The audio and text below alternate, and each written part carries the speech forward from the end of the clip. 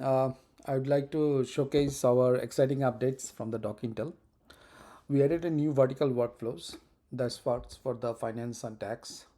Especially that's every year we do a tax submissions, and this is basically helps in the tax submission readiness. It means that it creates a CPA packet for you.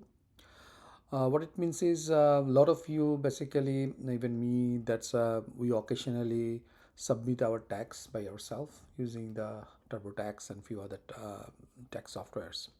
Oftentimes we usually go to the CPA, right, or any company, and they submit the tax on behalf of us. What I'm going to showcase here is how our agentic AI workflows can help extracting the relevant information that is required from the tax document, right? Like a W-2, then mortgage statement, right? And a lot of income statement, brokerage statements if you use the 401k statement, right? Or it's a donation receipt, like a charitable donations and all of these things, right? What I'm going to show you is basically how this information is getting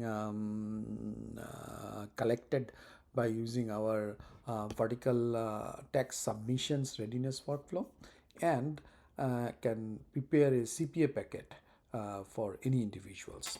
What I did as a part of my exercise, I already uploaded all the documents. Say for example, there is a W2 documents, just for to give you an example, this is one of the W2 documents, right? There are a few W2 documents. Then there's a prior year tax returns. For example, it can compare the prior year tax returns to different figures as well. So to ensure the information that AI basically collected and generated, that is close to whatever the tax return that happens for the last year. Usually the CPA does these activities every year before the tax submissions, once they collected from the client, right, all the documents. Like for example, charitable donations is again another things, right? You can get this kind of receipt from any of the non-profit org, and you can basically claim as part of a tax benefit for some of the reasons, right? So what it would gonna do, it would not do the tax submission itself, but it would gonna prepare an informations for you, so that would help in the tax submissions, right? So it means it's an assistance to help the CPA or an individual before having the tax submissions, right? So it's gonna help you aggregate and collect all the informations from the different documents, so that you can see in very quick time, instead of looking at all the different informations, right, from the different documents, tax documents, and find the right information. How this works, I'm going to show you. Say for example, I said already, so for the mortgage is the same thing. Say for example, these are the bank statement you usually get for you have mortgage interest, real estate tax paid, and all of this information that comes, right? And same as the say for example, you maintain a fidelity has a tax reporting statement. That's what it does, right? If you have some brokerage accounts or anything over there.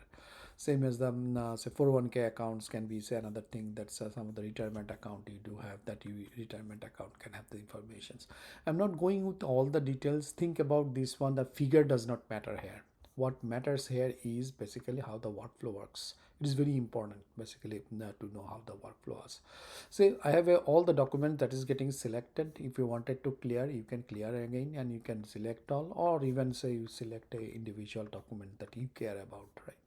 So now I'm selecting all these things. When I run an MVP one, what it happens is it generates so the workflow gets started, and then what happens is part of the pending approval. So it means that after it's already created the information from here, from the CPA packet, right? There is options called approve and save reviewed packet, right? Or you can also delete the packet as well, right? And first you have to approve, otherwise there is no point of deleting anything. What happens is it gets the informations, right? What are the documents that it considers, put all of these things.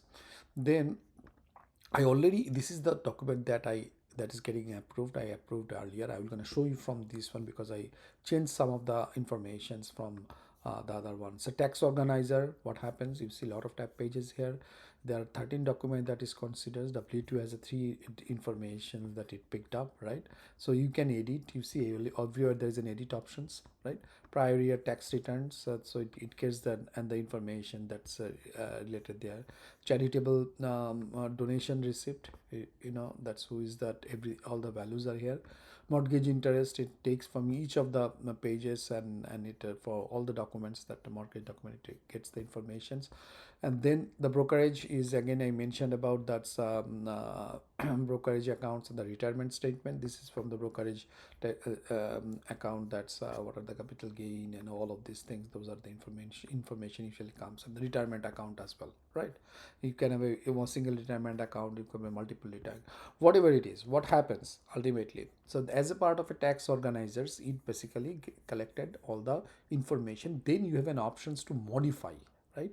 You say you think that the informations are not correct as you are validating from the documents, you can have an options to change the level, put change the amounts, and everything, right? So what I'm going to show you is, then there's a missing items. If something is not there, you'll answer with the property tax, because property tax is not been uploaded. But what it's uploaded is for the mortgage statement. There's a property tax information. This information is getting collected, not for the actual property tax that is submitted, right, to the county. Same as that 1099 income tax form, that is not there.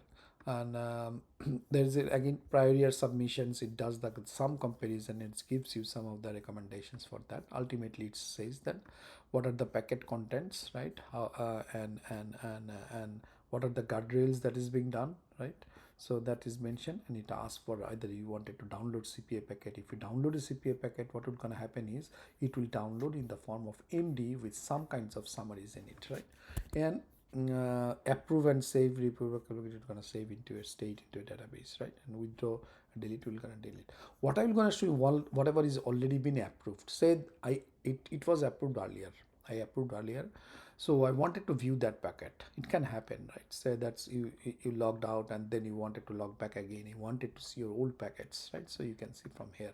So when I click this one, right, that time, say the reviewed packet is approved and saved, right, which has already been done. So for example, I wanted to go to the tax organizers and I wanted to see each individual from the W2 related information, all the information that is captured.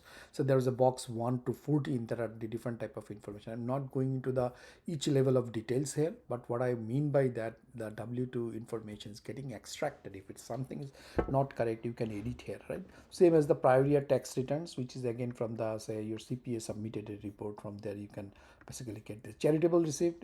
Is as I've shown you, you will get this information. Mortgage statement, again there are few informations: the mortgage in origination date, then the mortgage interest, then outstanding mortgage, real estate taxes paid, right? There are oftentimes a few other information that also comes as a part of the process. Now whatever the information you do have, you can collect all this form information as a part of your mortgage interest tab. It means from here you easily know that's as a part of a tax submission, that's what it can be a part of it in deduction, if you either go to the itemized deductions or the standard deduction or whatever it is for the tax submission. This is very good for any individual who wanted to do the financial planning for themselves at the year end, or and wanted to do it any time, right? Because this is your document. You can get your information from your document. Either you submit for the tax or not, but it is prepared the information for the tax. Same as the, even when you upload the brokerage and run the workflow, right? So all the, say, beginning account value, ending account value, vested amount, and everything that comes in place, capital gains, whatever it happens, right?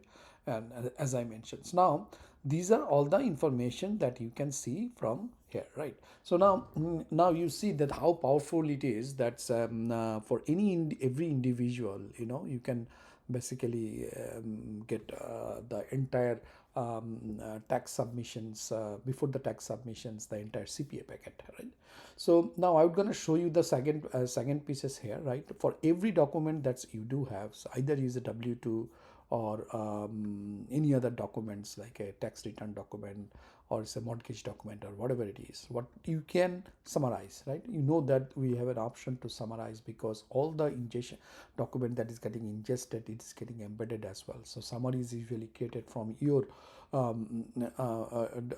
document without the embedding, but when once you embed it, basically the chat basically helps in for the embedding.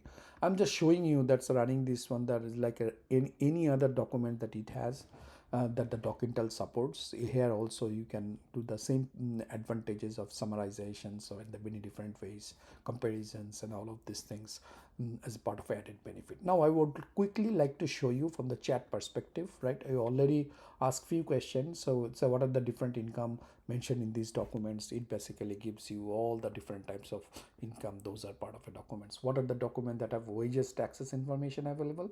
The documents that has wages and information, it basically take those documents and give the what are the different wages that are available. Says what is the charitable donations amount. It showed you the charitable donation amount for which document it gives. Then I asked for what are the different addresses mentioned in the mortgage documents. It picked up the information, and I asked for a specific property security mortgage address. It gives those property address as well.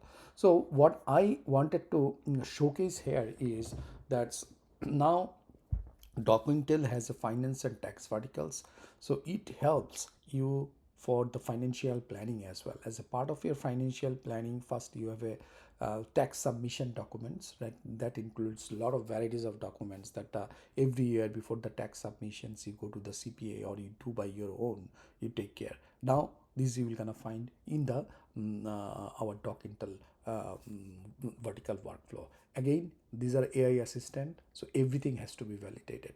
Here what the agentic AI doing is it is extracting the information from the unstructured document in structured formats, and then it is populating those information based on that bunch of instructions. There is a workflow over there, and that basically helps in extracting all these documents. This gives you some kinds of idea how powerful the our other DocIntel is. Now it is another exciting time, and in the agentic era, I hope you enjoy this video, and I hope you will start using the DocIntel. There's a sub-service subscriptions available.